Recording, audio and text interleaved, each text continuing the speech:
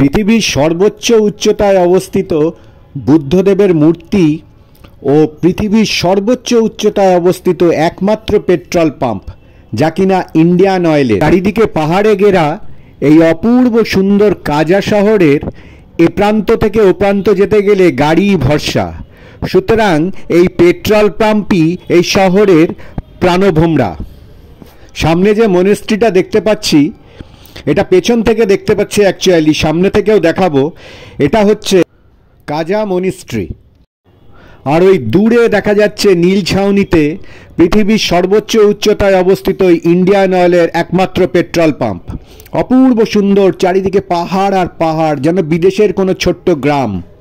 মনিস্ট্রির সামনেই থাকুন বা পেছনে, যে প্রান্তেই থাকুন না কেন এই অঞ্চলের, পাহাড়ের ওপরে পৃথিবীর সর্বোচ্চ উচ্চতায় অবস্থিত বুদ্ধদেবকে আপনি যে কোনো অ্যাঙ্গেল থেকে দেখতে পাবেনই।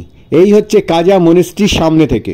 কলকাতার মতো আই লাভ গড়িয়াহাটের মতো এখানে আই লাভ স্পিটি, যেহেতু এটা স্পিটি জেলায় অবস্থিত, পৃথিবীর একমাত্র সর্বোচ্চ উচ্চতায় অবস্থিত ইন্ডিয়ান অয়েলের পেট্রোল পাম্প, পাশে কতগুলি হোটেল এবং পাহাড়ের নিচ দিয়ে বয়ে যাওয়া সরু নদী। এখানে এলে আপনার দিন কিভাবে কেটে যাবে আপনি নিজেই টের পাবেন না।